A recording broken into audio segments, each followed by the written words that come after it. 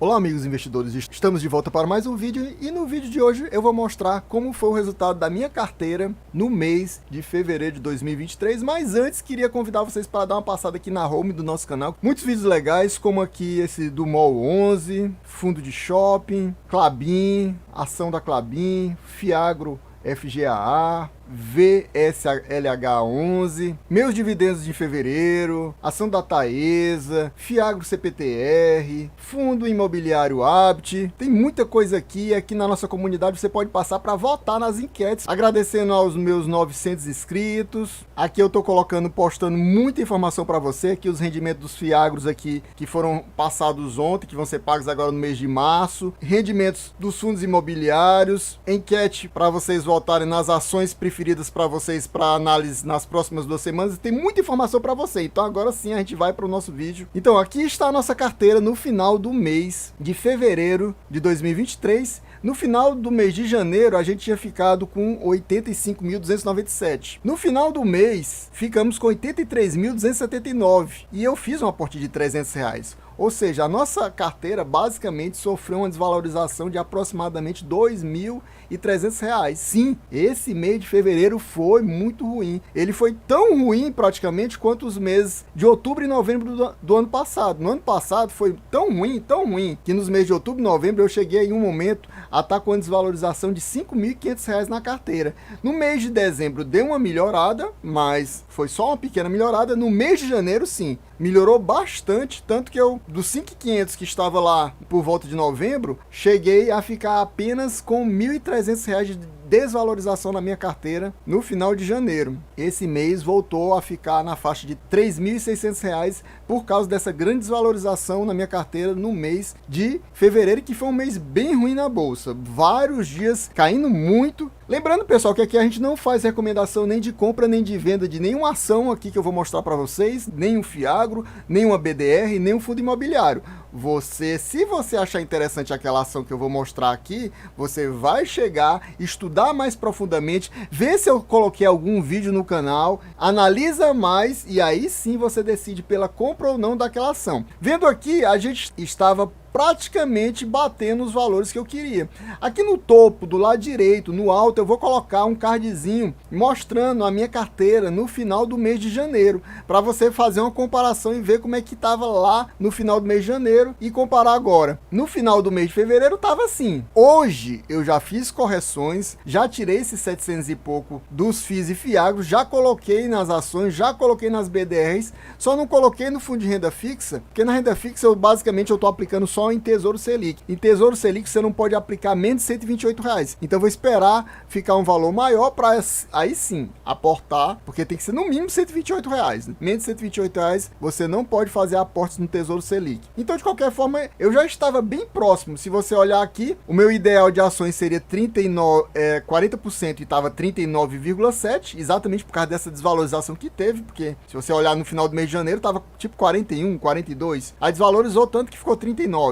As BDRs, o ideal é 20, está 19,5, bem bom já. No mês passado acho que também estava um pouquinho acima de 20, porque tinha uma valorização bem boa e agora desvalorizou também. 25% de FIIs e Fiagros e está 25,9. Ou seja, FIIs e Fiagro eu tinha que realmente tirar. E a renda fixa está praticamente ideal, tanto que é o valor que eu menos precisaria modificar. Ou seja, agora eu vou começar a mexer aqui dentro da carteira de ações para começar a bater esses percentuais ideais para mim. Se vocês olharem lá na minha carteira do mês passado, eu estava colocando 10% de Banco do Brasil. Mas como a ação do Banco do Brasil se valorizou muito, eu resolvi começar a investir no terceiro banco, que foi escolhido o Bradesco, exatamente porque o Bradesco sofreu uma grande desvalorização. Como ele desvalorizou muito, ficou atrativo comprar. E lembrando que aqui a gente não faz recomendação nem de compra nem de venda.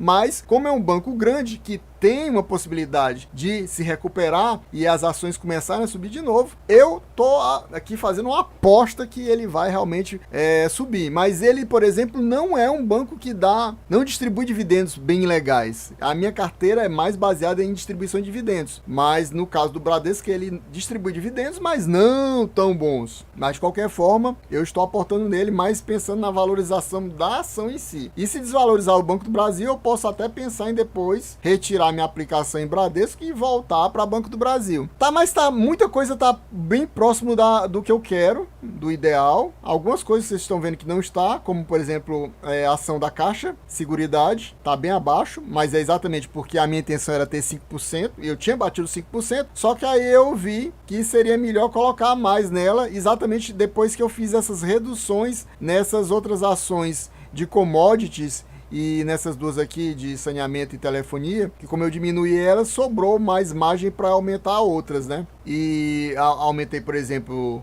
Petrobras, aumentei Caixa, aumentei Taesa e tinha aumentado Banco do Brasil, que eu acabei dividindo os 5% para Banco do Brasil mesmo e 5% para Bradesco. Precisa fazer esses ajustes aqui que você vê na lateral, mas já deu uma melhorada. O Bradesco, por exemplo, já não é mais 1.305. Eu já aportei esses 255 e mais um pouquinho que tinha sobrado, cerca de R$300 eu aportei. Então tá faltando mais ou menos uns R$1.000 aqui para aportar e bater a meta aqui do Bradesco, e aí eu vou fazendo os ajustes aos poucos. Então basicamente tá bem legal. Vendo aqui para BDRs, eu tinha que aplicar 429, como eu falei, eu apliquei hoje. Então já vai ter uma correção aqui desses valores.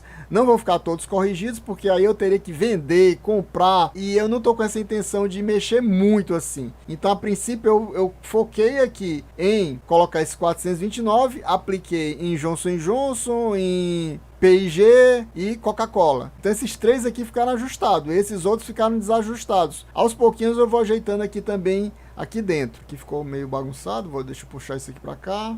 Lembrando, pessoal, que aqui na descrição eu vou colocar um modelo dessa carteira aqui para vocês preencherem, colocando os dados das suas carteiras. E não precisa me mandar um e-mail pedindo para eu compartilhar. Na própria descrição eu coloco dizendo como é que você faz para baixar, fazer o download direto, sem precisar me pedir para compartilhar. Porque a intenção não é compartilhar a planilha, é você fazer o download e aí sim você vai colocar os seus dados e, se você quiser, fazer essa aplicação aqui na carteira e ter essas correções. Claro que você vai ter que colocar as suas ações. Se você não tiver BDR, você não vai colocar. Você vai fazer uma estruturação dessa planilha para os seus investimentos. E aí você vai colocar os percentuais que você acha ideal, e aí vai botar o percentual que você tem, e aí a planilha vai dizer quanto você precisa ou aplicar ou retirar daquela ação ou fundo imobiliário que você está aplicando. Porque aqui eu estou trabalhando com a planilha de ponderação constante, então ela vai ficar dizendo, você vai colocar tanto, você vai tirar tanto, e é isso que ela faz. E aqui também está a minha planilha de fundos imobiliários e Fiagros também.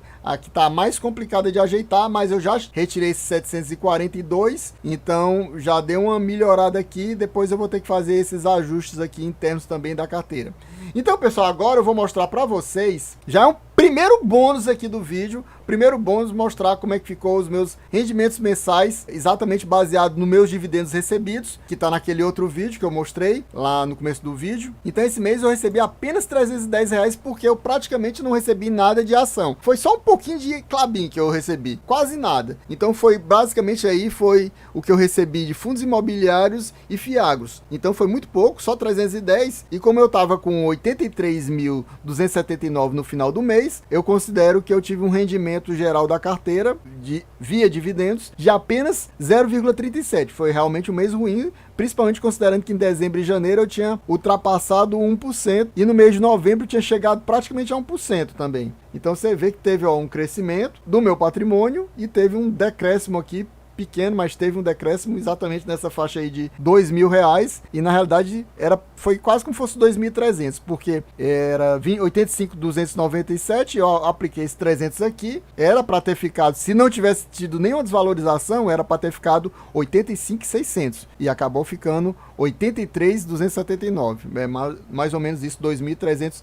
a menos aqui. E agora eu vou passar para vocês para mais um bônus. Vamos lá então. Então, pessoal, agora eu vou mostrar a minha rentabilidade da minha carteira nos últimos 12 meses, ou seja, basicamente começa aqui a partir de março, né? 1º de março de 2022. Até o momento, a minha carteira, então, está com rentabilidade de 8,92%, perdendo, obviamente, para o CDI. Lembrando que não existe nenhuma aplicação que pague 100% CDI, né? Aí você vai dizer, ah, não, mas a caixinha do Nubank rende 100% CDI. Meu amigo, é 100% CDI, mas você vai ter que pagar imposto de renda. Se você deixar 2 anos lá parado, você vai pagar pelo menos 15% de imposto de renda. Digamos que passe 2 anos lá parado e rendendo 13,65, que é a valorização do CDI. Você não vai receber 13,65, porque vai ter que pagar pelo menos 15% de imposto de renda. Ou seja, você receberia no máximo de rendimento 11,60 de rendimento. E isso passando 2 anos sem mexer no dinheiro. A minha carteira está rendendo 8,92, como eu falei, e o que tá, e basicamente ela só perde para o CDI. Ela está ganhando com folga do Ibovespa, que está negativo em 9,26, ganha também bem fácil do IFIX, que está 2,87, e também ganha tranquilo da inflação, que está 5,55 nesses últimos 12 meses. Então, pessoal, eu espero que vocês tenham gostado, e quem gostou já sabe, se não for inscrito, se inscreva agora, deixa aquele likezão e também ative o sininho. É isso aí, valeu, até a próxima e fui!